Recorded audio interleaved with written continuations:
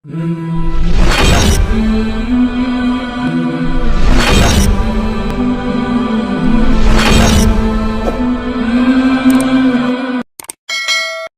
الرحمن الرحيم الحمد لله الذي منح الإنسان قوة النطق والتكلم والصلاة والسلام على محمد بن عبد الله وعلى آله الذين مع رسول امتثال أوامر الله وتحقيق توجيهات الدين أما بعد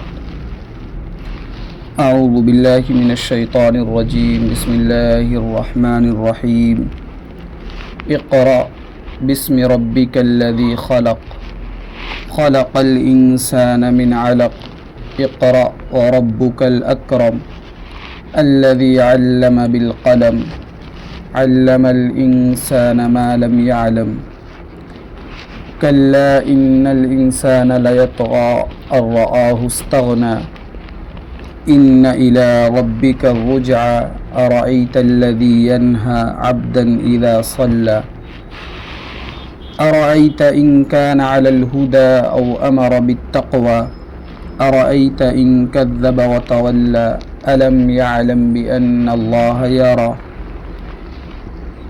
كلا لئن لم ينته لنسفعا بالناصية ناصية كاذبة خاطئة فليدع ناديه سندع الزبانية كلا لا تطعه واسجد واقترب. ابھی آپ کے سامنے سورۃ العلق تلاوت کی گئی. اللہ رب العزت فرماتے ہیں اقرأ باسم ربک الذی خلق، پڑھو اپنے پروردگار کا نام لے کر جس نے سب کچھ پیدا کیا. خلق الانسان من علق، اس نے انسان کو جمے ہوئے خون سے پیدا کیا. اقرأ وربک الاکرم، پڑھو تمہارا پروردگار سب سے زیادہ کرم والا ہے. الذی علم بالقلم، جس نے قلم کے ذریعے تعلیم دی.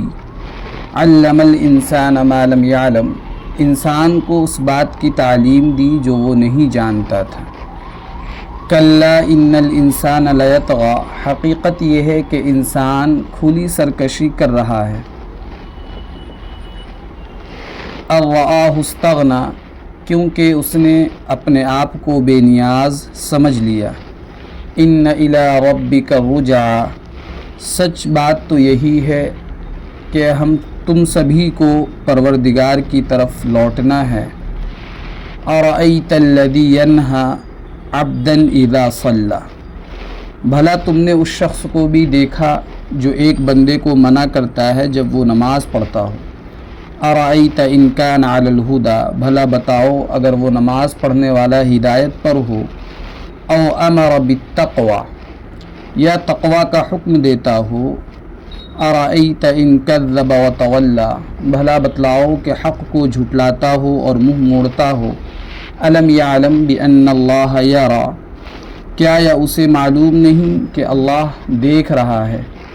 کلا لئن لم ینتہ لنسفعا بالناصیہ، خبردار اگر وہ باز نہ آیا تو ہم اسے پیشانی کے بال پکڑ کر گھسیٹیں گے.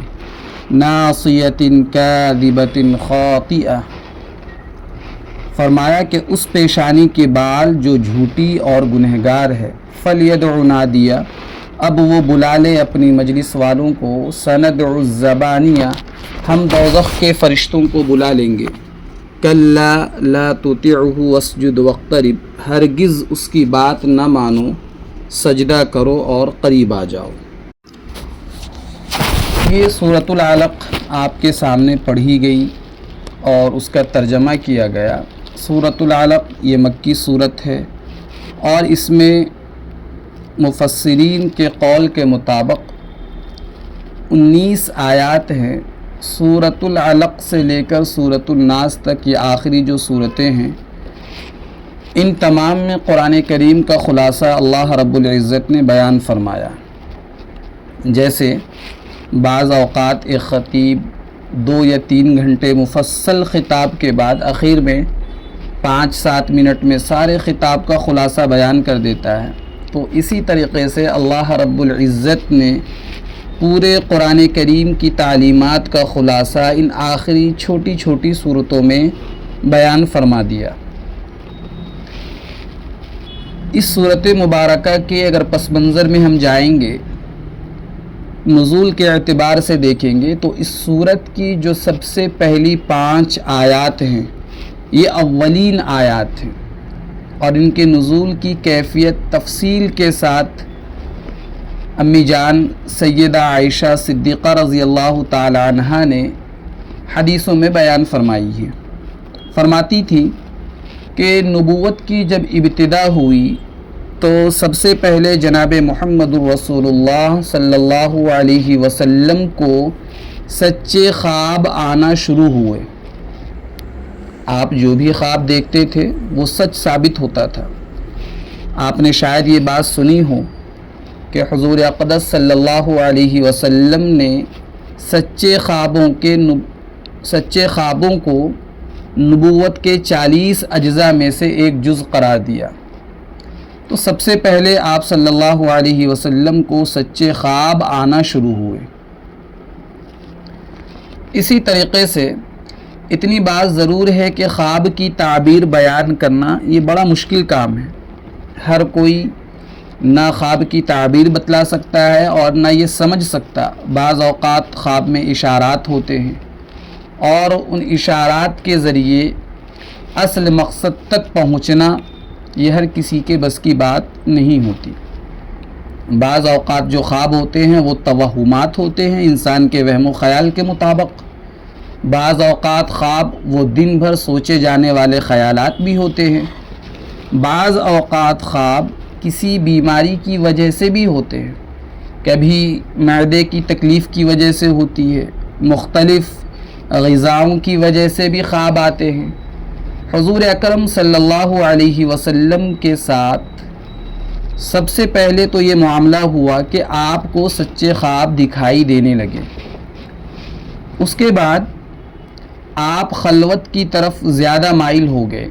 خلوت یعنی تنہائی پسند، گوشہ نشینی اختیار کرنا، اور آپ یہ جمگٹھوں سے، بھیڑ بھاڑ سے، مجموعوں سے، مجلسوں سے اور عام انسانوں کے ساتھ ملنے جلنے سے ایک الجھن سی اور پریشانی سی آپ کو محسوس ہوتی تھی، اور دل یہ چاہتا تھا کہ کہیں اکیلا بیٹھوں۔ یہ خلوت کا جذبہ، یہ گوشہ نشینی کا جذبہ آپ پر اتنا زیادہ غالب ہوا کہ آپ غار حرا میں تشریف لے جاتے، اور جن حضرات کو اللہ رب العزت نے حرمین شریفین کی زیارت نصیب فرمائی ہے انہوں نے دیکھا ہوگا کہ غار حرا تک پہنچنا یہ بڑا مشکل ہے۔ بعض باہمت لوگ گرتے پڑتے تھک ہار کر وہاں پہنچ جاتے ہیں، لیکن بہت سے لوگ اسے دور سے ہی دیکھ سکتے ہیں۔ وہاں پہنچنا یہ بڑا مشکل کام ہے، بڑا مشکل کام ہے۔ معلوم یہ ہوا کہ اس قدر دور وہاں آپ صلی اللہ علیہ وسلم جا کر بیٹھتے تھے۔ آپ کے پاس اس وقت کوئی خشک غذا، ستو وغیرہ اور پانی کے لیے کچھ پانی وہ اپنے ساتھ لے جاتے، اور احادیث میں جو الفاظ آتا ہے یتحنس، اس کا معنی کیا گیا یتعبد، یعنی آپ عبادت کی غرض سے وہاں جاتے۔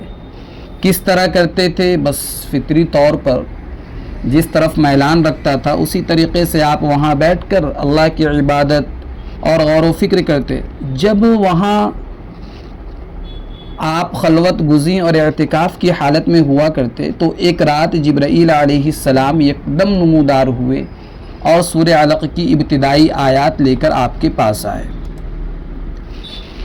سورہ علق کی ابتدائی 5 آیتیں اقرأ بسم ربک الذی خلق سے لے کر علم الانسان ما لم یعلم، یہ تمام کی تمام آیات لے کر حضرت جبرائیل امین آئے اور آپ سے فرمایا اقرأ، پڑھیں۔ آپ صلی اللہ علیہ وسلم نے جواب میں فرمایا ما انا بقارئ، میں تو امی ہوں، میں پڑھ نہیں سکتا۔ بعض حضرات نے فرمایا کہ وہ مکتوب صورت میں لائے، یعنی کہ لکھی ہوئی شکل میں لائے، لکھا ہوا سامنے رکھ دیا اور کہا کہ اقرأ، پڑھیے۔ آپ نے فرمایا ما انا بقارئ، میں پڑھا ہوا نہیں ہوں، کیسے پڑھوں؟ تو جبرائیل امین نے حضور اکرم صلی اللہ علیہ وسلم کو اپنے ساتھ چمٹایا، سینے سے لگایا اور خوب زوروں سے بھینچا دبایا۔ فرماتے ہیں کہ آپ نے فرمایا فَأَغَثَنِي فَغَطَّنِي، حدیث کے یہ الفاظ ہیں فَأَخَذَنِي فَغَطَّنِي، کہ مجھے پکڑا اور خوب اپنے ساتھ ملا کر بھیجا، اور پھر کہا اقرأ، میں نے پھر وہی جواب دیا ما انا بقارئ۔ پھر اللہ کے رسول صلی اللہ علیہ وسلم کو حضرت جبرائیل نے دوبارہ سہبارہ پکڑ کر اپنے ساتھ چمٹایا اور پھر کہا اقرأ، پھر حضور فرماتے ہیں کہ میں پڑھنے لگا۔ جبرائیل امین نے ایسا کیوں کیا؟ بعض حضرات نے کہا کہ آپ کو فرشتوں کے اوصاف کے قریب کرنے کے لیے، جیسے بعض اوقات ایسا ہوتا ہے کہ اللہ والے کسی پر توجہ ڈالتے ہیں، اپنا اثر ڈالتے ہیں، اور دوسرا متاثر ہوتا ہے، تو یہ توجہ اور یہ اثر کوئی بے معنی اور گھڑی ہوئی فضول چیز نہیں ہوتی۔ یہ ایک حقیقت ہے کہ بعض انسان ایسے فاسق اور فاجر ہوتے ہیں، لیکن ان کی توجہ اور ان کے اثر، اور یوں کہہ لیا جائے کہ ان کی نظر اور ان کی فکر میں کچھ ایسی کوششیں ہوتی ہے کہ وہ جس پر وہ نظر ڈالتے ہیں وہ متاثر ہو کر رہ جاتا ہے۔ تو بعض اوقات اللہ والے بھی کسی پر توجہ اور اثر ڈالتے ہیں تو اس پر یہ اثر ہوتا ہے۔ تو گویا کہ جبرائیل امین نے بھی توجہ ڈالی، اثر ہوا، اور آپ فرشتوں کے اوصاف کے قریب ہوئے، پھر آپ کی زبان مبارک چل پڑی، پھر آپ پڑھنے لگے۔ لیکن جب آپ صلی اللہ علیہ وسلم غار حرا سے نیچے تشریف لائے اور گھر میں داخل ہوئے تو آپ کی جو غمخوار زوجہ، وفادار زوجہ تھی سیدہ خدیجۃ الکبریٰ رضی اللہ تعالی عنہا نے دیکھا کہ آپ کے اوپر کپکپاہٹ طاری ہے، جسم پر ایک لرزہ طاری ہے، اور آپ صلی اللہ علیہ وسلم یہ فرما رہے ہیں زملونی زملونی، کہ مجھے کوئی چادر اڑا دو، میرے اوپر کپڑا ڈال دو۔ مجھے عجیب اضطراب، بے قراری اور بے سکونی سی محسوس ہو رہی ہے۔ یہ وحی کوئی معمولی سی بات نہیں تھی۔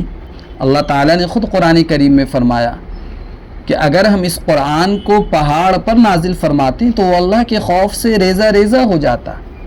بعض اوقات ایسا بھی ہوا کہ آپ سواری پر سوار تھے، وحی نازل ہونا شروع ہوئی تو وحی کے ثقل اور بوجھ کی وجہ سے اونٹنی کی کمر جھک گئی۔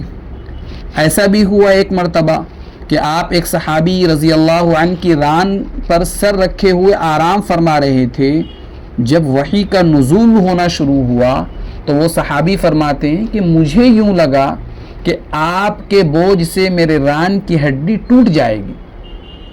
حدیث مبارکہ میں فرمایا کہ سخت سردی کے موسم میں جب وحی نازل ہوتی تھی تو آپ کی جبین مبارک پر پسینہ بہنے لگتا تھا، اور تو بہرحال وحی کا ایک ثقل ہے، ایک بوجھ ہے، اس کی وجہ سے آپ پر ایک اضطراب کی کیفیت طاری تھی۔ آپ چادر اوڑھ کر لیٹ گئے اور آپ نے حضرت خدیجۃ الکبریٰ سے کہا قد خشیت علی نفسی، کہ اے خدیجہ مجھے تو اپنی جان کا خطرہ محسوس ہوتا ہے۔ اللہ اکبر۔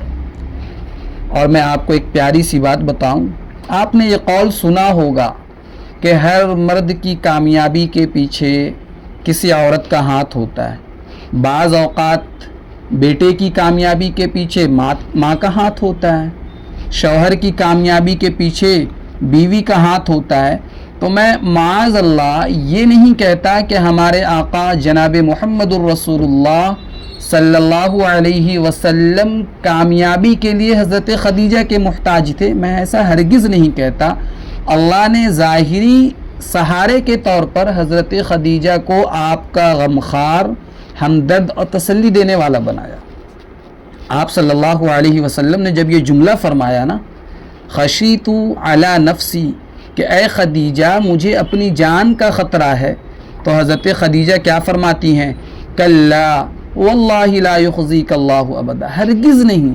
ابھی حضرت خدیجہ کو تو یہ پتہ نہیں کہ میرے سرتاج نبی بننے والے ہیں، آپ صلی اللہ علیہ وسلم کو نبوت عطا ہو رہی ہے، وہ تو ویسے ہی کہتی ہیں اپنے شوہر کے اخلاق کو، آپ صلی اللہ علیہ وسلم کے اعمال کو، سیرت کو اور آپ کے کردار کو جانتی تھی، اس بنا پر حضرت خدیجہ کہتی ہے واللہ ہرگز نہیں، ہرگز نہیں، اے عورتوں اپنی قسمت پر ناز کرو کہ وہ تمہاری ہی جنس کی ایک عورت تھی جس نے کائنات کے سردار کو تسلی دی اور تسلی کے بول بولے، اور کتنے یقین کے ساتھ کہتی ہے کہ کلا ہرگز نہیں، آپ پریشان نہ ہو۔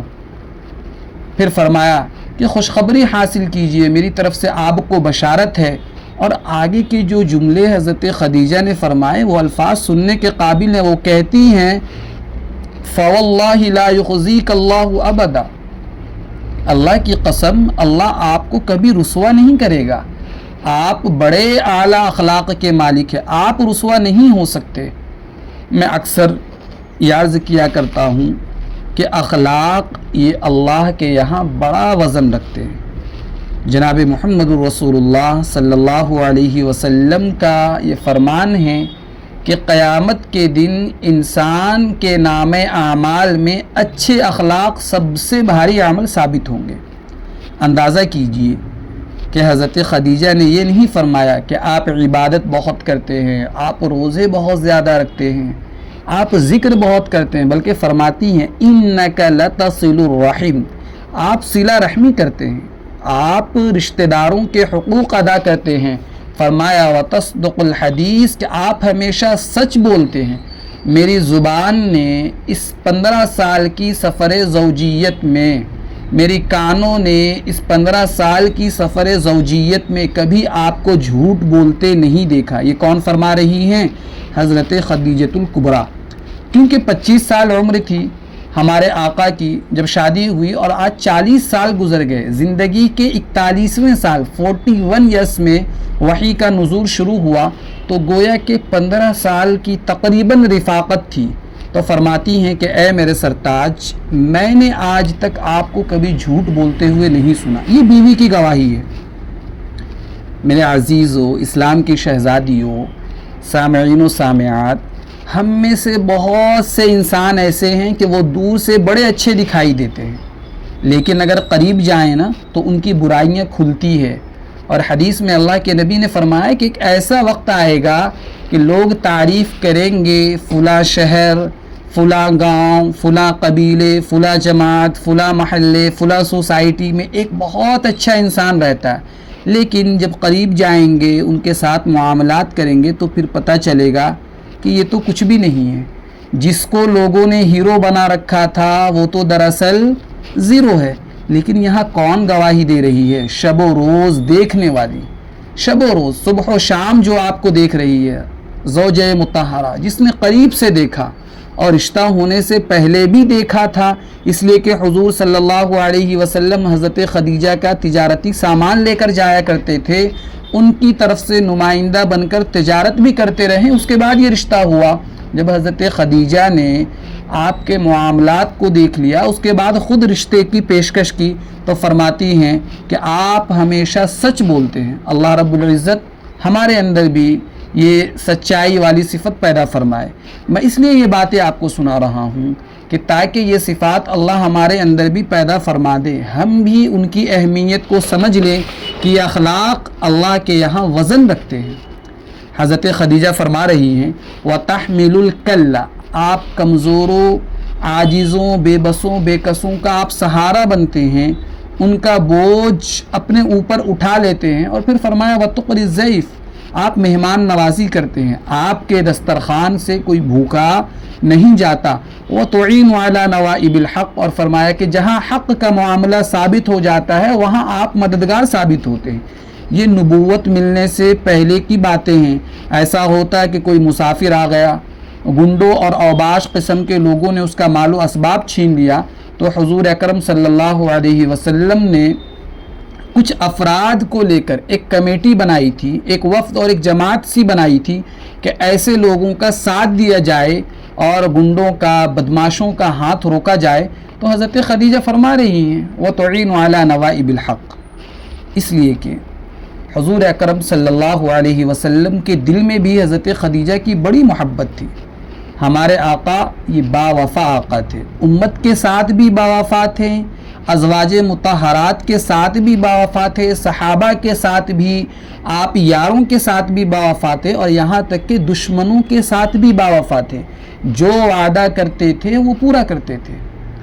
آپ صلی اللہ علیہ وسلم نے ہمیشہ حضرت خدیجہ کے تذکرے کو زندہ رکھا، اور شاید آپ جانتے ہوں کہ جب تک حضرت خدیجہ زندہ رہی، حضور اکرم صلی اللہ علیہ وسلم نے کسی عورت کے ساتھ نکاح نہیں کیا آپ نے۔ کون ہے وہ بدبخت لوگ جو کہتے ہیں کہ نعوذ باللہ من ذالک، آپ صلی اللہ علیہ وسلم کے تعلق سے اپنی زبانیں دراز کرتے ہیں، اللہ کی پناہ ان کی زبانیں جل جائے، ان کی قلمیں ٹوٹ جائے۔ ایسے بدبخت اور تعصب میں ڈوبے ہوئے لوگ وہ کہتے ہیں کہ آپ نے ساری زندگی، ساری جوانی آپ نے یوں گزاری۔ ارے بھائی، آپ صلی اللہ علیہ وسلم نے ساری جوانی تو گزار دی ایک ایسی عورت کے ساتھ جو آپ سے تقریباً عمر میں دگنی تھی، اور جب تک حضرت خدیجہ زندہ رہی آپ نے کسی عورت سے نکاح نہیں کیا۔ پھر نکاح کیا تو کن کے ساتھ؟ آپ اور کریں نا، کسی مطلقہ کے ساتھ، کسی بیوہ کے ساتھ، کسی کا شوہر شہید ہو گیا ہو، کسی کو طلاق ہو گئی ہو۔ ایک تھی حضرت عائشہ، امی جان حضرت عائشہ رضی اللہ تعالیٰ عنہ، جو کنواری ہے، جو آپ کے نکاح میں آئی، اور دنیا جانتی ہے کہ اس کنواری نے بھی اپنے رشتہ نکاح کا اور اپنے انتخاب کا حق ادا کر دیا۔ اللہ نے ایسا حافظہ، ایسی ذکاوت و ذہانت عطا فرمائی تھی کہ حضور صلی اللہ علیہ وسلم کی جو گھر کی زندگی ہے وہ اکیلی حضرت عائشہ نے امت کی طرف منتقل کیا۔ یہ صحابہ کرام منتقل نہیں کر سکتے تھے۔ یہ تھی حضرت عائشہ رضی اللہ تعالی عنہ۔ صحابہ کرام مسائل فتاوی پوچھنے کے لیے امی جان حضرت عائشہ کے دروازے پر جایا کرتے تھے۔ وہ بھی آپ کا انتخاب تھا، اور انتخاب برحق تھا، اللہ کی طرف سے تھا۔ اب ایسی زوجہ کی بھی ضرورت ہے کہ جس کا حافظہ ایسا ہو، جو زبردست ذہین اور ذکی ہو، جو بصارت بھی رکھتی ہو اور بصیرت بھی رکھتی ہو، بڑھاپے نے اس کی صلاحیت کو زنگ نہ لگایا ہو، آپ کی داخلی زندگی کو محفوظ کر کے آپ کی امت تک پہنچا دے۔ لیکن حضرت عائشہ فرماتی ہیں کہ حضور اکرم صلی اللہ علیہ وسلم اور حضرت خدیجہ، آپ صلی اللہ علیہ وسلم حضرت خدیجہ کا اتنا ذکر کیا کرتے تھے کہ بار بار کبھی کبھی مجھے اس طریقے کی میرے دل میں کچھ باتیں آتی تھی۔ فرمایا کہ حضرت عائشہ کا نقص نہیں، یہ کمال کی علامت ہے کہ بیوی کی محبت کا کمال یہ ہے کہ وہ اپنے شوہر کی زبان سے کسی دوسری عورت کی تعریف کو سننا گوارا نہ کر سکے۔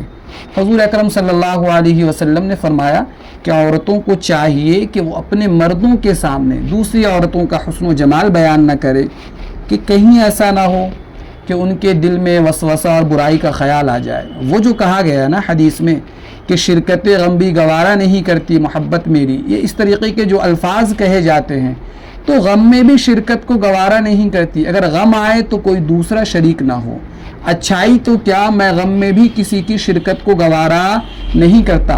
تو حضرت عائشہ فرماتی ہیں کہ حضور صلی اللہ علیہ وسلم حضرت خدیجہ کا اتنا ذکر کرتے، صرف یہ نہیں کہ حضرت خدیجہ کا خیال رکھتے بلکہ ان کی سہیلیوں کا بھی خیال رکھتے۔ وفات کے بعد ان کے سہیلیوں کے گھر تحائف بھیجتے تھے۔ یہ بھی حضور صلی اللہ علیہ وسلم کے اخلاق میں سے ہے، آپ کی اعلیٰ تعلیمات میں سے ہے۔ انسان کو چاہیے کہ اپنے رشتہ داروں کے تعلق والوں کا بھی خیال رکھا کرے، اپنے والدین کے دوستوں کے ساتھ بھی تعلق رکھے کہ یہ میرے والد کا دوست تھا، یہ میری والدہ کی سہیلی تھی، یہ میرے والدین سے تعلق رکھنے والی تھی، ان کا بھی شریعت کے حدود میں رہتے ہوئے خیال رکھنا چاہیے۔ حضرت عائشہ فرماتی ہیں کہ ایک دن میں نے کہہ دیا حضور سے کہ آپ ہمیشہ حضرت خدیجہ کا تذکرہ کرتے ہیں، آپ ان کو یاد کرتے ہیں، جس کے منہ میں دانت ہی نہیں تھی، اللہ نے آپ کو اس کے بدلے میں کیسی کیسی عورتیں عطا کی ہے، پھر آپ اس بڑھیا کا تذکرہ کرتے رہتے ہیں۔ تو امی جان حضرت عائشہ رضی اللہ تعالی عنہ سے حضور نے فرمایا کہ عائشہ اللہ اکبر، خدیجہ تو خدیجہ تھی۔ جب کسی کی بہت زیادہ تعریف کرنی ہوتی ہے نا تو ان کے لیے ایسے الفاظ استعمال ہوتے ہیں، ارے بھئی فلاں بندہ تو فلاں بندہ تھا۔ اللہ کے رسول نے فرمایا کہ خدیجہ تو خدیجہ تھی. یہ بعض اوقات جو مبہم الفاظ ہوتے ہیں نا ان میں وہ تفصیل آتی ہیں کہ وہ تفصیل آپ بیان بھی نہیں کر سکتے. اللہ کے رسول نے فرمایا کہ اے عائشہ تجھے کیا بتاؤں کہ خدیجہ کیا تھی، وہ میرا دل جانتا ہے. جب کوئی تسلی دینے والا نہ تھا تو خدیجہ تسلی دینے والی تھی. اللہ اکبر. حضور گالیاں سن کر آتے تھے اور حضرت خدیجہ حضور کے دل پر مرہم رکھتی تھی. پتھر کھا کر آتے تھے، تانے سن کر آتے تھے، حضرت خدیجہ تسلی کے بول بولا کرتی تھی، محبت کی باتیں کیا کرتی تھی.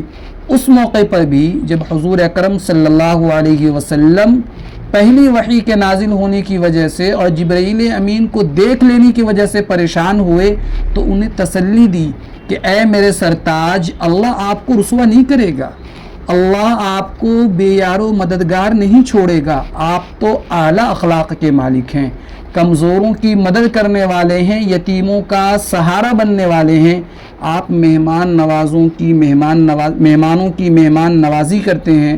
آپ غنڈوں بدماشوں کا ہاتھ روکنے والے، مسافروں کو ٹھکانہ دینے والے. اتنی ساری صفات آپ کے اندر ہے، اللہ آپ کو ضائع نہیں کرے گا. پھر حضور اکرم صلی اللہ علیہ وسلم کو اپنے چچا زاد بھائی ورقہ بن نوفل کے پاس لے گئی. ورقہ بن نوفل یہ پہلے مشرک تھے لیکن دل میں ان کی ایک تڑپ سی تھی اور دل یہ کہتا تھا کہ یہ بت پرستی اور شرک حقیقت اور سچائی نہیں ہے. دل یہ کہتا تھا لیکن کروں تو کیا کروں. اپنی اندرونی بے چینی کی وجہ سے ورقہ بن نوفل نے عیسائی مذہب اختیار کر لیا تھا. حدیث میں الفاظ آتے ہیں ان کے متعلق قد تنصر فی الجاہلیہ کہ جاہلیت کے زمانے میں، شرک کے زمانے میں یہ عیسائی بن گئے تھے اور عبرانی زبان سے انجیل کا ترجمہ عربی زبان میں کیا کرتے تھے. بہت زیادہ عمر ہو چکی تھی، بہت بوڑھے تھے اور وحی کو اور نبوت رسالت کے سلسلے کو جاننے والے تھے. جب حضور صلی اللہ علیہ وسلم ان کے پاس پہنچے اور پوری صورت پوری حال بتلائی ان کو اور فرمائے کہ یوں میں نے کافی دنوں سے خلوت گزی غار حرا میں تھا اور ایک فرشتہ مجھ پر نمودار ہوا، ظاہر ہوا اور یہ آیات یہ کلمات اس نے مجھے پڑھنے کا حکم دیا.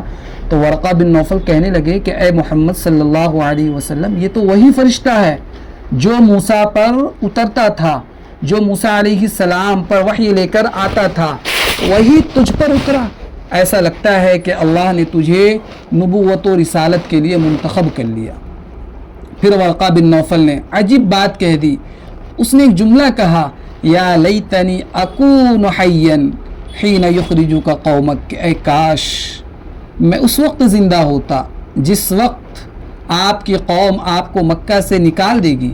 حضور صلی اللہ علیہ وسلم ایک دم تعجب سے دیکھنے لگے. آپ نے فرمایا او مخرجیہ، کیا مجھے نکال دے گی؟ میں نے کیا جرم کیا؟ مجھے مکہ سے کیوں نکالیں گے؟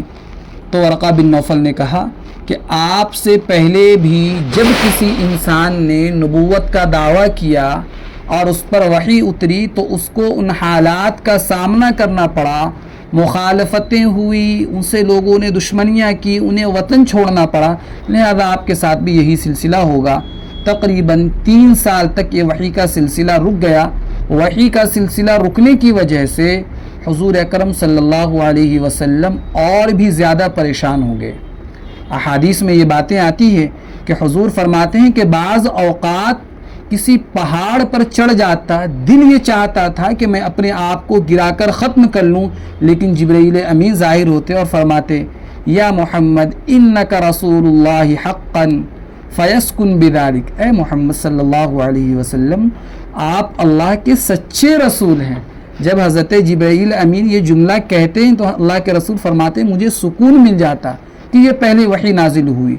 اب قرآن کریم کی جو یہ آیات آپ کے سامنے پڑھی گئی، اللہ نے فرمایا اقرأ بسم ربک الذی خلق، پڑھیے اپنے رب کے نام سے جس نے تمہیں پیدا کیا. رب کس کو کہتے ہیں؟ ربوبیت کیا ہے؟ دیکھو، جب ہم تفسیر سمجھنے کے لیے قرآن کریم کو سمجھنے کے لیے بیٹھے ہوں تو ہمیں قرآن کے ایک ایک چیزوں پر نظر ہونی چاہیے. فرمائے کہ رب کسے کہتے ہیں، ربوبیت کیا ہے؟ عربی میں اسے کہا جاتا ہے انشاء الشیء حالا فحالا الی حد الکمال، کہ ربوبیت یہ ہے کہ کسی چیز کو قدم بقدم لمحہ بلمحہ بڑھاتے جانا یہاں تک کہ اس کو درجہ کمال تک پہنچا دینا۔ اللہ رب ہے، اللہ یوں ہی تربیت کرتا ہے کہ کمال تک پہنچا دیتا ہے۔ وہ ایک نطفے کی تربیت کرتا ہے، ایک ایسا حقیر نطفہ کہ جو انسان کے کپڑے پر لگ جائے تو اس کی بو کی وجہ سے، اس کی گندگی کی وجہ سے انسان اس کپڑے کو پہن کر بازاروں میں، مجلسوں میں، محفلوں میں بیٹھنا گوارا نہ کرے۔ فرمایا کہ ایک نطفے کی اللہ تربیت کرتا ہے، جیتا جاگتا ہنستا کھیلتا علم والا انسان بنا دیتا ہے۔ اسی طرح سے وہ ایک بیج کی پرورش کرتا ہے، ایک بیج دانے کی پرورش کرتا ہے تو اس کو تنا آور درخت بنا دیتا ہے، بار آور درخت بنا دیتا ہے۔ وہ رب ہے۔ اللہ فرماتا ہے اقرأ بسم ربک الذی خلق، جس نے پیدا کیا اس کے نام سے پڑھیں۔ اس پر بھی توجہ کیجئے کہ اللہ اکبر، حضرت عیسیٰ علیہ السلام اور آپ صلی اللہ علیہ وسلم کے درمیان تقریباً 600 سال کا فاصلہ ہے۔ 600 سال، یا یوں کہہ لیا جائے کہ 600 سال کے بعد آسمان کا جو زمین سے رابطہ ہوا، اگر عوام سے ان کے الفاظ میں یوں کہا جائے کہ 600 سال کے بعد آسمان سے انسان کو جو کال آئی، جو کانٹیکٹ ہوا، جو پیغام آیا، وہ کیا تھا؟ اقرأ، پڑھیے۔ پہلا حکم جو آیا وہ پڑھنے کا آیا۔ میں اس لیے اس پر زور دے رہا ہوں کہ آج اسلام کی حقیقت نہ سمجھنے کی وجہ سے جہالت کا تناسب یہ امت مسلمہ میں اور بالخصوص ہمارے اس مسلم معاشرے میں بہت زیادہ پایا جا رہا ہے۔ بھئی مسلمانوں نے پڑھنا چھوڑ دیا، غیر مسلموں نے تعلیم کو لے لیا۔ فرمایا اقرا، پڑھیے اپنے رب کے نام سے، اپنے رب کے نام کے ساتھ۔ ارے بھئی سائنس پڑھیے، آپ طب اور میڈیکل پڑھیے، آپ انجینئر بن جائیں، آپ پائلٹ بن جائیں، آپ سائنسداں بن جائیں، کچھ بھی بن جائیں، سب علوم پڑھیں، کیونکہ سب علوم کی انسان کو ضرورت ہے، وہ سب پڑھیے، لیکن پڑھنا شرط ہے رب کے نام کے ساتھ پڑھیے۔ قرآن نے، حدیث نے، اسلام نے اور کسی بھی عالم نے نہ سائنسداں بننے سے آپ کو روکا، نہ ڈاکٹر بننے سے آپ کو روکا، نہ انجینئر بننے سے، نہ کوئی دوسرا فن سیکھنے سے جو جائز فن ہے اس کے سیکھنے سے کبھی بھی آپ کو کسی نے منع نہیں کیا، بلکہ حقیقت میں امت کو ڈاکٹروں کی آج ضرورت ہے۔ آج امت کو مسلمان ڈاکٹروں کی جو اسلام اور ایمان پر سب کچھ قربان کرنے والے ہوں، ایک طرف اگر جسم کی ضرورت ہے، ایک طرف اگر جسم کی بیماری کی دوا دیں تو دوسری طرف روح کی بیماری کی بھی دوا دیں، ایسے ڈاکٹروں کی ضرورت ہے۔ ہاں ایسے ڈاکٹر ہوں کہ وہ دوا دینے کے ساتھ ساتھ کلمہ بھی پڑھے اور انجیکشن لگانے کے ساتھ بسم اللہ بھی پڑھیں، اللہ کے نام کے ساتھ شفا ملے گی۔ آج عیسائیت جیسا دیمک خور، زنگ لگا ہوا، فرسودہ، بوسیدہ، سڑا ہوا، تحریف اور تبدیلی کا شکار مذہب، وہ بہت سے راہب اور راہبات پھیلے ہوئے ہیں، عیسائی ڈاکٹر اور عیسائی نرسیں، وہ مسلمانوں کا علاج کرتی ہیں، دوا دیتی ہیں اور کہتے ہیں کہ عیسیٰ کے نام سے شفا ملے گی، یسوع مسیح کے نام سے تو دوا پیجئے شفا ملے گی۔ مریض کا عقیدہ ڈگمگانے لگتا ہے کہ یسوع مسیح کے نام سے مجھے شفا ملے گی، خوب شکار کرتے ہیں۔ کاش مسلمان ڈاکٹر کی سوچ صرف پیسہ کمانے تک محدود نہ رہے، وہ پیسہ کمائے جائز حد تک، لیکن ساتھ دلوں کو متاثر کرے، اپنے پیشنٹ میں ایمان کو اتارنے کی کوشش کرے۔ مریض کا خاتمہ ہو رہا ہو، ارے تم اس کے پاس کلمہ پڑھنا شروع کر دو۔ ڈاکٹر ہو، تمہاری وجہ سے، تمہارے کلمہ پڑھنے کی وجہ سے ایک شخص کا خاتمہ ایمان پر ہو جائے، تمہیں نجات مل جائے گی۔ ایک مسلمان کا خاتمہ ایمان پر ہو گیا مسلمان ڈاکٹر کی وجہ سے، مسلمان سائنسدانوں کی ضرورت ہے۔ فرمائے کہ ڈاکٹر اور سائنسدان مسلمانوں میں بھی ہے، لیکن مسلمان بعد میں ہے، فن والے پہلے ہیں، ڈاکٹر پہلے ہیں، سائنسداں پہلے، ان چیزوں کو مقدم کر دیا، اسلام اور ایمان کو مؤخر کر دیا۔ ایسے لوگوں کی ضرورت نہیں۔ ہاں مسلمان تاجروں کی ضرورت ہے، مسلمان دکانداروں کی ضرورت ہے، مسلمان مالکان کی ضرورت ہے، مسلمان فیکٹریز والوں کی ضرورت ہے، اسلام کو ضرورت ہے۔ آج تو اسلام بیچارگی کے دور میں ایسا محسوس ہو رہا ہے، ہاں وہ دین جو عرب سے بڑی عزت کے ساتھ نکلا تھا، آج وہ دین قسم پرسی کا شکار ہے، ہماری زبان پر ہے لیکن دلوں میں نہیں ہے۔ ہاں یہ دین ویسا ہی دین ہے، رسمی طور پر خانہ پوری کے لیے، شناختی کارڈ بنوانے کے لیے ہم اپنے آپ کو مسلمان لکھوا لیں، لیکن ہمارے دلوں میں اترا ہوا ہو۔ ایسا نہیں ہے کہ پہلے وحی میں کہا گیا اقرا بسم ربک الذی، کہ اپنے اس رب کے نام سے پڑھیں جس نے پیدا کیا۔ آپ ذرا غور فرمائیں نا، مطلقاً فرمایا وہ رب جس نے پیدا کیا۔ سوال پیدا ہوتا ہے کیا پیدا کیا؟ اب ظاہر ہے کہ اس سوال کے جواب میں وہ ساری چیزیں آ گئی۔ اللہ نے آسمان کو پیدا کیا، زمین کو پیدا کیا، ندی نالوں کو پیدا کیا، جنوں کو پیدا کیا، انسانوں کو، حیوانوں کو، چرند و پرند کو، یہ ساری چیزیں آ گئی، سبھی کو اللہ نے پیدا کیا۔ انسان کی عظمت کو بتلانے کے لیے انسان کا خاص طور پر ذکر فرمایا خلق الانسان من علق، کہ انسان کو خون کے لوتھڑے سے پیدا کیا۔ جب پہلے اللہ نے مطلق جینون یہ ذکر کر دیا کہ بسم ربک الذی خلق، اس میں انسان آ گیا تھا نا، لیکن انسان کی عظمت کو ذکر کرنے کے لیے خلق الانسان من علق دوبارہ اسپیشلی اللہ نے انسان کا تذکرہ فرمایا۔ آپ کے یہاں مہمان آئے ہوئے ہیں اور آپ کہیں کہ میں شکریہ ادا کرتا ہوں یا ادا کرتی ہوں آپ تمام حضرات کا کہ آپ سب تشریف لائے، اور آپ اسپیشلی ان صاحب کا بھی یہ عزت افزائی ہے، تو اللہ نے انسان کی عزت افزائی ایسے ہی فرمائی کہ میں نے پیدا کیا فلاں فلاں فلاں چیزیں، اور خاص طور پر انسان کو پیدا کیا من علق، خون کے لوتھڑے سے پیدا کیا۔ دیکھو انسان کی تخلیق، انسان کی پیدائش یوں ہی نہیں ہو گئی، ان مختلف مراحل سے گزارا گیا۔ اللہ نے ان مراحل کو بھی قرآن کریم میں کئی مقامات پر ذکر فرمایا ثم خلقنا النطفہ، کہ ہم نے نطفے کو خون کا لوتھڑا بنایا، ثم خلقنا النطفۃ علقہ، پھر فرمایا فخلقنا العلقۃ مضغہ، پھر خون کے لوتھڑے کو گوشت کی شکل دی، پھر فرمایا فخلقنا المضغۃ عظاما، پھر ہم نے گوشت کے اندر ہڈی ہم نے ڈالی، پھر فرمایا فکسونا العظام لحما، اور ہڈی پر ہم نے چمڑا چڑھا دیا، ثم انشأناہ خلقا آخر، اور پھر ہم نے تو ایک عجیب ہی چیز پیدا کر دی، اللہ اکبر، کس سے؟ فرمایا کہ پانی کے ایک گندے قطرے سے۔ اس لیے تو اللہ کہتا ہے نا فتبارک اللہ احسن الخالقین، کہ اللہ کیا ہی بابرکت ہے، اللہ کیا ہی برکت والا ہے، ایسا پیدا کرنے والا کہ جو حقیر سی چیز سے اتنی خوبصورت اور اعلیٰ چیز پیدا کر دے۔ آپ دیکھتے ہیں آج کل رواج ہے کہ بعض لوگ کچرے سے چیزیں بناتے ہیں۔ اگر کوئی کچرے سے چیز بنائے اور بڑی اعلیٰ چیز بنا دے تو آپ پکار اٹھیں گے سبحان اللہ، ارے بھائی اس نے کیا کمال کر دیا، کیا کمال کر دیا۔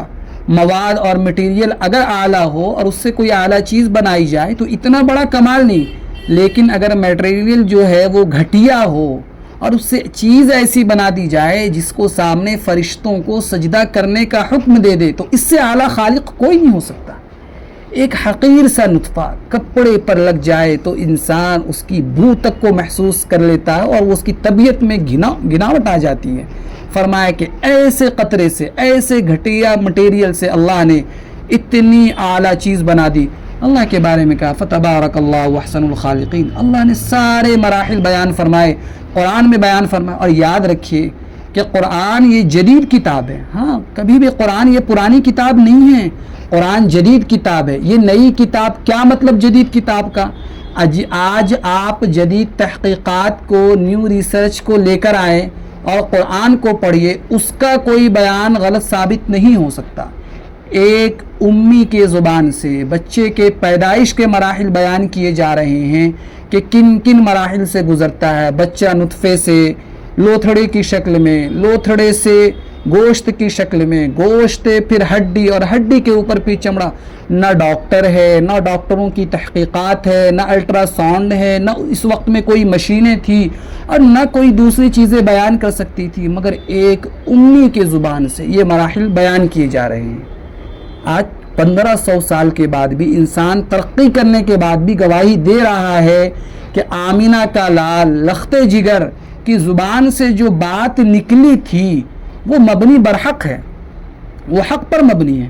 اور ہماری تحقیقات بھی یہی کہتی ہے نا، ہمارا تجربہ بھی یہی کہتا ہے، ہمارے مشاہدات جو تجربے کے بعد ہوئے کہ جو لوگوں نے اسلام قبول کرنے کے بعد کی، انہوں نے اس بات کو قبول کیا کہ میرے آقا صلی اللہ علیہ وسلم کی زبان سے میرے اللہ نے بغیر تجربوں کے بیان کروا دیا تھا، بغیر تجربوں کے یہ باتیں جاری کروا دی تھی، تو فرمایا کہ انسان ان مراحل سے گزار کر خلق الانسان من علق، کہ اس کو خون کے لوتھڑے سے پیدا کیا اور کیا چیز بنا دی، کیا انسان بنا دیا کہ جس کے حسن کو بیان کرنے کے لیے اللہ نے قسمیں اٹھائی۔ گزشتہ کل آپ نے سورۃ التین میں پڑھا والتین والزیتون وطور سینین وہذا البلد الامین، ان 4 قسموں کے بعد اللہ نے تذکرہ کیا تھا لقد خلقنا الانسان فی احسن تقویم، میں اللہ کی قسم کھا کر کہتا ہوں کہ میں نے انسان کو بڑی خوبصورت بنایا۔ اللہ خود فرما رہے ہیں کہ میں اللہ قسمیں کھا کر یہ بات کہتا ہوں کہ میں نے انسان کو بڑا خوبصورت بنایا۔ یہ تو اپنے اعمال کی وجہ سے بدصورت ہو جاتا ہے، ورنہ اللہ نے تو اسے بڑا خوبصورت بنایا ہے۔ تو مختلف مراحل بیان فرمائے، پھر اللہ نے فرمایا اقرا وربک الاکرم، دوبارہ حکم دیا اقرا۔ بعض حضرات کہتے ہیں کہ یہ تاکید کے لیے یہ بات کہی گئی، پہلے بھی کہا اقرا پھر کہا اقرا، پڑھیے، یہ تاکید ہے۔ اور بعض حضرات کہتے ہیں کہ اصل بات یہ ہے کہ علم بغیر بار بار پڑھنے کے حاصل ہی نہیں ہوتا۔ بڑی عجیب و غریب بات آپ کے سامنے آ رہی ہے۔ علم ایک ایسی چیز ہے کہ بغیر بار بار پڑھے حاصل ہی نہیں ہوتا۔ علم کو جب آپ بار بار پڑھیں گے، بار بار سنیں گے تو علم آپ کے اندر آئے گی۔ ضرورت ہے بار بار پڑھنے کی۔ ایک دن ہم نے سیشن اٹینڈ کر لی، ایک دن ہم نے چھٹی مار لی، ایک دن ہم سبق میں حاضر ہوئے، ایک دن غیر حاضر ہو گئے، ایک دن ہم نے پابندی کی، دوسری دن جو ہے ہم ابسینٹ ہو گئے۔ فرمایا نہیں چلے گا، نہیں چلے گا۔ علم تو بار بار پڑھنے سے ہی آتا ہے، ضرورت ہے بار بار پڑھنے کی۔ اس لیے فرمایا اقرا وربک الاکرم، بھی پڑھو، تمہارا رب بڑا کرم والا ہے، تمام کریموں سے بھی بڑا کریم ہے۔ کریم کسے کہتے ہیں؟ کریم کسے کہتے ہیں؟ فرمایا الذی یعطی بلا غرض، جو بغیر کسی غرض کے اور لالچ کے دیتا ہو۔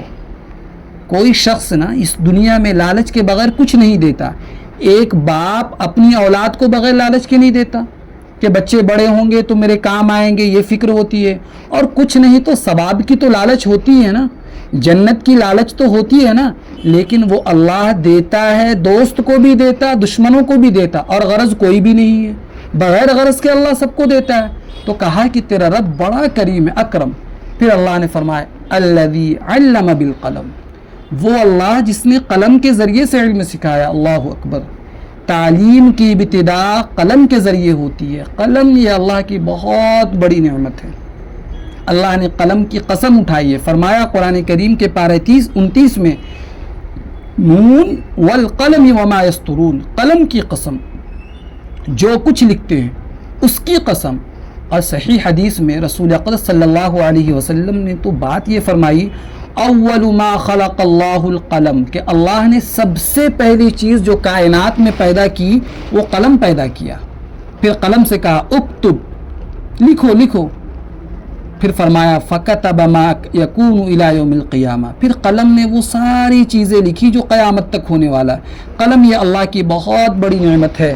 اللہ والے تو یہ کہتے ہیں لولا القلم لقام الدین ولا صلح العیش، کہ اگر قلم نہ ہوتا تو دین کی درستگی ہو سکتی تھی، نہ زندگی کی درستگی ہو سکتی تھی۔ کہا گیا کہ لولا القلم لزلت العلوم، اگر قلم نہ ہوتا تو بہت سے علوم ضائع ہو جاتے ہیں، ختم ہو جاتے ہیں۔ قلم سے قرآن کریم کو محفوظ رکھا گیا۔ یاد رکھیے کہ بے شک قرآن کے حافظ بہت تھے، بہت ہیں، اور انشاءاللہ تا قیامت رہیں گے۔ محبت سے حفظ کرنے والے بے شمار حافظ تھے، لیکن صرف حافظے پر اعتماد نہیں کیا گیا، بلکہ جناب محمد الرسول اللہ صلی اللہ علیہ وسلم نے محمد الرسول اللہ صلی اللہ علیہ وسلم نے فرمایا لکھو۔ قلم سے قرآن کو لکھوایا گیا، قلم سے احادیث کو محفوظ کیا گیا، قلم کے ذریعے احادیث کو جمع کیا گیا، قلم سے فقہ کو لکھا گیا۔ اگر قلم نہ ہوتا تو یہ بہت سارے علوم ضائع ہو جاتے۔ اللہ نے فرمایا کہ ہم نے قلم کے ذریعے تمہیں علم دیا۔ قلم کی بات چل رہی ہے۔ یاد رکھیں آپ، حافظیں بہت قوی ہیں، محبتوں سے قرآن کی یاد کرنے والے بھی کافی ہیں، لیکن صرف حفظ پر اعتماد نہیں کیا جا سکتا، بلکہ اللہ کے رسول نے لکھوایا، قلم سے قرآن کریم کو لکھوایا، قلم سے احادیث کو لکھوایا۔ یہ ساری چیزیں کیوں؟ فرمایا کہ اللہ نے قرآن میں جو یہ بات کہی نا الذی علم بالقلم، کہ اگر قلم نہ ہوتا تو یہ بہت سارے علوم ضائع ہو جاتے. اللہ نے فرمایا قلم کے ذریعے علم سکھایا. توجہ کیجئے گا، میں آپ کی توجہ چاہوں گا کہ حیرت کی بات یہ ہے کہ جس نبی پر وحی نازل ہو رہی ہے وہ امی ہے. قرآن میں اللہ نے فرمایا الذین یتبعون الرسول النبی الامی، کہ جس امت پر وحی نازل ہو رہی ہے جو اس کے اولین مخاطب ہیں عرب، وہ بھی امی ہے. فرمایا هو الذی بعث فی الامیین رسولا منہم، کہ اللہ نے ان پڑھوں کے درمیان رسول کو بھیجا. نبی بھی امی، امت بھی امی، اور اولین مخاطب بھی امی. لیکن پہلا حکم اللہ نے پڑھنے کا دیا اور پہلی وحی میں ذکر قلم کا ہے. میں کہتا ہوں کہ یہ قرآن تازہ کلام ہے، یہ پرانا کلام نہیں ہے. انجیل پرانی ہو سکتی ہے، تورات پرانی ہے، زبور پرانی ہو چکی ہے، قرآن تو آج نازل ہوا، آج کے دور کا کلام ہے. اس لیے کہ قرآن کو نازل کرنے والا اللہ جانتا تھا کہ ایک آگے قلم کا دور شروع ہونے والا ہے، علم کا دور شروع ہونے والا ہے. یوں کہہ لیا جائے کہ سائنس کا دور شروع ہونے والا ہے، پرنٹنگ پریس کا دور شروع ہونے والا ہے، کمپیوٹر انٹرنیٹ کا دور شروع ہونے والا ہے. تو آپ سوچیں کہ یہ ساری کی ساری قلم کی نت نئی صورتیں ہیں نا، قلم ہی کی صورت ہے. اللہ نے قلم ہی سے کیا پھیلایا؟ یہ اخبارات کیا ہیں؟ یہ قلم ہے. یہ پریس کیا ہے؟ یہ قلم ہے. یہ کمپیوٹر کیا ہے؟ یہ قلم ہے. یہ انٹرنیٹ کیا ہے؟ آج ہم نے قلم دین کے دشمنوں کو دے دیا. آج مسلمانوں کے ہاتھ سے یہ قلم نکلتا چلا گیا، مسلمانوں نے قلم چھوڑ دیا، غیر مسلموں نے قلم کو پکڑ لیا، ان کا قبضہ ہو گیا. قلم کے ذریعے سے وہ بے حیائی سکھا رہے ہیں، وہ علوم جدیدہ پر محنت بھی کر رہے ہیں، اور مسلمان تو نقال بن کر رہ گیا.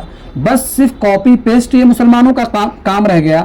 اللہ نے فرمایا الذی علم بالقلم، علم بالقلم، کہ اللہ نے علم جو سکھائی وہ قلم کے ذریعے. اور جیسا کہ میں نے مشائخ کی بات آپ کے سامنے ذکر کی کہ لولا القلم لقام الدین ولا صلح العیش، کہ اگر قلم نہ ہوتا نہ دین کی درستگی ہو سکتی تھی، نہ زندگی کی درستگی ہو سکتی. اور بعضوں نے تو یہاں تک کھل کر کہا کہ لولا القلم لظلت العلوم، کہ اگر یہ قلم کی نعمت اللہ کی طرف سے نہ ملی ہوتی تو بہت سے علوم ضائع ہو جاتے. گرچہ صحابہ کے دور میں، تابعین کے دور میں اور آج تک بھی امت مسلمہ میں ایسے افراد پائے جا رہے ہیں جن کے حافظہ اللہ نے بہت قوی دیا ہو، جن کو حافظے سے خوب نوازا گیا، لیکن صرف حفظ پر اعتماد نہیں بلکہ ہر زمانے میں قلم کو استعمال کیا گیا اور قلم سے باتیں لکھوائی گئی، قلم سے احادیث کو لکھوایا گیا، قلم سے مشائخ کے علوم کو لکھایا گیا، قلم سے حضور اکرم صلی اللہ علیہ وسلم کی سیرت کو لکھایا گیا. اور یوں کہہ لیا جائے کہ قلم سے حضور کی سنت کو بھی محفوظ کیا گیا، قلم کے ذریعے احادیث کو جمع کیا گیا، قلم کے ذریعے ہی تمام علوم وجود میں آئے. فرمایا کہ قرآن نے یہ کہا الذی علم بالقلم. اس کے بعد اگلی آیت میں اللہ ارشاد فرماتے ہیں علم الانسان ما لم یعلم، کہ اگر آپ پہلے انسان کو دیکھیں گے نا، حضرت آدم علیہ السلام کو، تو اللہ کی بات سچی ہے کہ انہیں وہ سب کچھ سکھایا جو وہ نہیں جانتے تھے. فرمایا وعلم آدم الاسماء، کہ آدم کو چیزوں کے نام سکھلا دیے. بعض آپ جب بڑی مستند اور بڑی تفسیروں کا آپ مطالعہ کریں گے، اللہ کرے ہمیں یہ توفیق مل جائے، تو آپ ان میں دیکھیں گے، ان تفسیروں میں یہ باتیں آپ کو ملے گی کہ اسما سے مراد چیزوں کی صفات و خصوصیات ہیں. پانی کی خصوصیات کیا ہیں، آگ کی خصوصیات کیا ہے، ہوا کی خصوصیت کیا ہے، ان کی خصوصیات اور تاثیرات سے اللہ نے سکھلا دی. جو بات میں کہنا چاہتا ہوں یہ کہ بعض حضرات نے یہ ثابت کیا کہ گویا سائنس کی جو بنیادی چیزیں ہیں نا، اللہ نے وہ پہلے نبی اور پہلے انسان کو سکھا دی تھی. سائنس قرآن کے مخالف نہیں ہے، قرآن سائنس کی نفی نہیں کرتا. سائنس کیا ہے؟ سائنس میں چیزوں کی خصوصیات ہی سے تو بحث ہوتی ہے نا. پانی کی خصوصیت کیا ہے، آگ کی کیا ہے، اور دوسرے جو عناصر ہیں پہاڑ، زمین وغیرہ، فضاؤں کی خصوصیات سے بحث ہوتی ہے. اور اللہ کہتا ہے کہ یہ میں نے پہلے انسان کو ساری چیزیں سکھائی. وعلم آدم الاسماء، تو اگر آپ پہلے انسان کو لیں تو پھر بھی بات صحیح، اور اگر آپ اپنے آپ کو لیں تو بھی صحیح کہ ہم پیدا ہوئے تو ہم کچھ نہیں جانتے تھے۔ آج قرآن کریم پڑھنے سے، قرآن کی تفاسیر کو سننے سے یہ باتیں معلوم ہو رہی ہے۔ اللہ کہہ رہا آپ پڑھیں گے تو آپ کو معلوم ہوگا۔ اللہ یہ کہہ رہے ہیں علم الانسان ما لم یعلم، انسان کو سکھایا جو کچھ وہ نہیں جانتا تھا۔ ارے تو کیا جانتا تھا جس وقت پیدا ہوا تھا؟ سوائے ماں کا دودھ پینے کے تجھے کیا پتا تھا؟ جی، تو میں یہ عرض کر رہا تھا کہ اللہ رب العزت نے یہ بات فرمائی علم الانسان ما لم یعلم، کہ انسان کو سکھایا جو کچھ نہیں جانتا تھا۔ اب انسان جانتا ہی کیا تھا جس وقت انسان کی پیدائش ہوئی؟ سوائے ماں کا دودھ پینے کے تجھے کیا پتا تھا؟ اور آج میں نے تمہیں کتنا علم عطا کر دیا۔ اگر پوری کائنات کے اعتبار سے لے لیں، پوری دنیا کے اعتبار سے لیں، تو پھر تو بات بڑی عجیب بن جاتی ہے کہ اللہ انسان کو لمحہ و لمحہ وہ سب کچھ سکھا رہا ہے جو انسان نہیں جانتا تھا۔ دنیا میں دیکھیں آج آپ کیا کیا ترقیات ہو رہی ہے۔ آج ہم 21 سینچری میں، 21ویں صدی میں زندگی گزار رہے ہیں، نت نئی ایجادات ہو رہی ہیں۔ اللہ کیا سکھا رہا ہے کہ جو کل کا انسان نہیں جانتا تھا، 1000 سال پہلے کا انسان نہیں جانتا تھا، یوں کہہ لیا جائے کہ 500 سال پہلے کا، 100 سال پہلے کا انسان نہیں جانتا تھا، اور کیا پتا کہ ہمارے دنیا سے جانے کے بعد اور کیا کچھ ہونے والا ہے جو ہم نہیں جانتے، جو وہ سکھائے گا۔ اللہ نے فرمایا علم الانسان ما لم یعلم، ارے تجھے علم تو دیا تھا تاکہ تو علم کے ذریعے اللہ کو پہچانتا، اللہ کے سامنے جھکتا، لیکن ہوا کیا؟ تو نے اپنی تخلیق کی حکمت کے خلاف کیا۔ تیرے پیدا کرنے کی حکمت تو یہ تھی کہ اللہ کے سامنے جھک جاتا، علم سے اللہ کو پہچانتا، لیکن انسان نے کیا کیا؟ فرمایا کلا ان الانسان لیطغی، کہ انسان سرکشی پر اتر آیا، یہ سرکش بن جاتا ہے۔ کیوں؟ اللہ نے قرآن کریم کے اگلی آیت میں ہی فرمایا ارآہ استغنا، اس لیے کہ انسان کے اندر اپنے آپ کو غنی اور بے نیاز سمجھنے کی یہ جو صفت ہے، یہ شیطانوں والی صفت ہے۔ انسان یہ خیال کرنے لگتا ہے کہ کسی چیز کی مجھے ضرورت نہیں ہے۔ جب یہ سمجھے کہ مجھے ضرورت نہیں ہے، میں محتاج نہیں ہوں، تو اس کے اندر تکبر اور سرکشی آ جاتی۔ کیسا بے وقوف ہے! قدم قدم پر اللہ تعالیٰ کا محتاج، ایک قدم اٹھانے کے لیے، سانس لینے کے لیے، دیکھنے اور سننے کے لیے، لقمہ کھانے، لقمے کو غذا بنانے کے لیے، لقمے کو ہضم کرنے کے لیے، ساری چیزیں سننے کے لیے، خون بنانے کے لیے، ارے اس لقمے کو گندگی کی شکل میں باہر لانے کے لیے، نکالنے کے لیے انسان اللہ کا محتاج ہے۔ اسی لیے تو کہا گیا کہ جب بیت الخلاء سے نکلو تو اللہ کا شکر ادا کرو، اور ایک دعا سکھائی، ایک سنت طریقہ سکھایا کہ یہ دعا پڑھو غفرانکا، غفرانکا، اے اللہ معاف فرما دے، اے اللہ معاف فرما دے۔ کیا مطلب؟ کہ جتنے وقت تک میں نے اس مقام، گندے مقام پر وقت گزارا، اے اللہ میں زبانی ذکر نہ کر سکا، معاف فرما دے۔ الحمدللہ، اے اللہ تیرا لاکھ لاکھ شکر ہے، اذهب عني العذا وعافانی، کہ تو نے مجھے اس مصیبت سے نجات دی۔ اگر یہ گندگی میری جسم کے اندر موجود ہوتا تو اے اللہ میرا جینا مشکل ہو جاتا۔ فرمایا اللہ اکبر۔ میں نے ایک جگہ پڑھا کہ ایک انسان کا، ایک آدمی کا پیشاب بند ہو گیا، پیشاب نہیں نکل رہا تھا، پیشاب کے چند قطرے نکالنے کے لیے 1 لاکھ روپے خرچ کرنا پڑا۔ کتنا بڑا اللہ کا کرم ہے نا ہم پر۔ ہم جب چاہتے ہیں، جب ہمیں تکلیف محسوس ہوتی ہے، جب ہمیں ضرورت محسوس ہوتی ہے، ہم فوراً اٹھ کر جا کر لیتے ہیں۔ اپنے آپ کو انسان سمجھنے لگتا ہے کہ میں بے نیاز ہوں، میں بے ضرورت ہوں۔ اللہ کہتا ہے تم محتاج ہو، تم غنی تو صرف میں ہوں۔ اللہ نے قرآن میں فرمایا یا ایھا الناس انتم الفقراء الی اللہ، اے لوگو، چاہے تم بادشاہ ہو، چاہے تم وزیر ہو، چاہے تم دولت مند ہو، تم کچھ بھی ہو، تم ذہانت والے ہو، علم والے ہو، تم سارے کے سارے محتاج ہو، غنی تو صرف میں ہوں۔ اللہ خود فرماتے ہیں ہاں میں کسی کا محتاج نہیں ہوں، تم میں سے ہر ایک محتاج ہے۔ کیا صدر محتاج نہیں ہے؟ کیا وزیر اعظم محتاج نہیں ہے؟ کیا یہ کارخانے والے، کیا سینکڑوں مزدور محتاج نہیں ہیں؟ افسر ماتحتوں کا محتاج نہیں ہے؟ کیا بیوی شوہر کی اور شوہر بیوی کے محتاج نہیں ہے؟ اللہ نے دنیا ہی ایسی بنائی ہے کہ ایک دوسرے کا محتاج بنا دیا۔ فرمایا ان الی ربک الرجعا، تمہیں اپنے رب کی طرف لوٹنا ہوگا۔ سوال ہوگا زندگی کیسی گزاری تھی، کہاں گزاری تھی، کہاں سے کمایا تھا، کہاں خرچ کیا تھا. یہ سارے سوالات اللہ رب العزت انسان سے کریں گے. فرمایا کہ ارائیت الذی ینہی عبدا اذا صلی، کیا آپ نے اس شخص کو دیکھا جو بندے کو روکتا ہے جب وہ نماز پڑھنے لگا. انتہا تو یہ ہے کہ اللہ کو خود بھی بھول گیا، خود بھی دین پر نہیں چلتا، اور جو لوگ دین پر چلنے والے ہیں، جو لوگ دین پر چلنے کی کوششیں کر رہے ہیں، کم وقت ان کو بھی دین پر چلنے سے روک رہا ہے.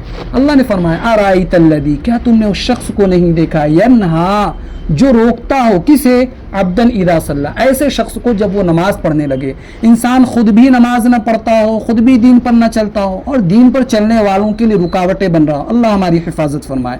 فرمایا ارائیت ان کان علی الہدی، تم بتلاؤ تو صحیح، جس شخص کو روکا جا رہا ہے اگر وہ ہدایت پر ہو تو روکنے والے کا انجام کیا ہوگا.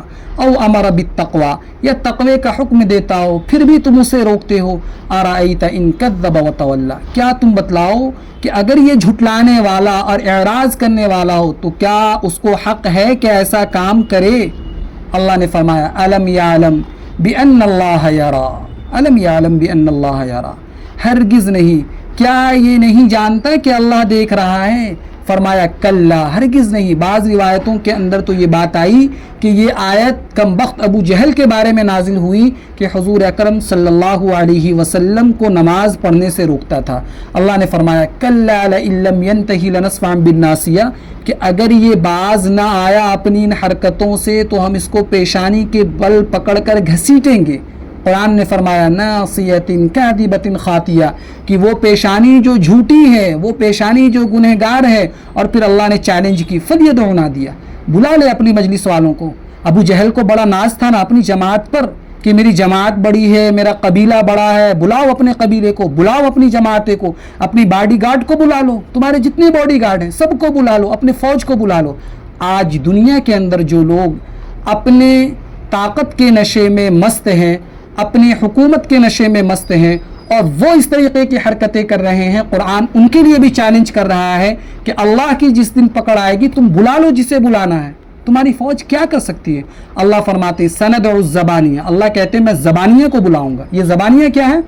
بعض حضرات نے یہ کہا کہ دنیا میں زبانیہ کا ثبوت دیا کہ صحابہ کرام نے حضور اقدس صلی اللہ علیہ وسلم کے لیے اپنی جانیں قربان کر دی، تیروں کے بارش میں اپنے جسم کو آگے کر دیا، آقا کو بچا لیا. آخرت میں زبانیہ ہوں گے فرشتے، کھینچیں گے ایسے منکروں کو، اٹھا کر پھینکیں گے. کہ دنیا میں بھی فرشتوں نے مدد کی. ویسے بعض حضرات نے زبانیہ کی تفسیر میں یوں لکھا کہ یہ زبانیہ پکڑنے والے ہیں. اللہ کی طرف سے کچھ ایسے فرشتے مقرر ہیں جو ایسے کمبختوں کی پٹائی کریں گے، جو ایسوں کی پکڑ کریں گے. فرمایا کہ اس کے بعد اللہ رب العزت نے آخری جو حکم دیا کہ انسان کو اقرا سے اس صورت کا آغاز ہوا. اللہ نے علم کی بات بتلائی، اور میں نے گزشتہ آپ کو یہ بات بتلائی تھی سورہ رحمان کے تعلق سے کہ اللہ نے فرمایا الرحمن علم القرآن خلق الانسان علمہ البیان، کہ پہلے اللہ نے فرمایا علم القرآن، کہ بھئی پہلے تو انسان کی پیدائش ہوتی ہے، پھر انسان بولنا سیکھتا ہے، اس کے بعد انسان تعلیم حاصل کرتا ہے. اللہ نے فرمایا خلق الانسان، اللہ نے اس سے پہلے فرمایا علم القرآن، ہم نے قرآن سکھایا، پھر فرمایا انسان کو پیدا کیا، پھر فرمایا انسان نے بولنا سیکھا. میں نے آپ کو وہاں پر ایک بات یہ بتلائی تھی کہ انسان کی تخلیق کا مقصد ہی ہے، جب انسان کوئی عمل کرتا ہے تو سب سے پہلے اپنے مقصد کو پیش نظر رکھتا ہے. اللہ نے انسان کی جو تخلیق فرمائی ہے نا، انسان کی جو پیدائش کا ذکر کیا، وہ فرمایا کہ تعلیم کے لیے. علم القرآن، اللہ نے انسان کو پیدا ہی اس لیے کیا کہ وہ قرآن کی تعلیم دے، قرآن کی تعلیم حاصل کرے، قرآن کو سیکھنے اور سکھانے میں اپنا وقت گزارے. تو فرمایا کہ اقرا، اللہ نے جو سب سے پہلا میسج جو بھی میں نے ذکر کیا کہ حضرت عیسیٰ علیہ السلام اور جناب محمد الرسول اللہ صلی اللہ علیہ وسلم کے درمیان تقریباً 600 سال کا عرصہ گزر چکا تھا. پھر اللہ نے گویا کہ آسمان سے ایک کانٹیکٹ پیدا کیا. اللہ نے حضرت جناب محمد الرسول اللہ صلی اللہ علیہ وسلم پر وحی کا نزول ہوا، تو سب سے پہلا میسج جو آیا وہ اقرا کا تھا، پڑھیے. इंसान को पढ़ना चाहिए। और आखिरी आयत है, अल्लाह ने इस सूरत की ज़िक्र फरमाई, कल्ला ला तुतिअहु वस्जुद वक़्तरिब।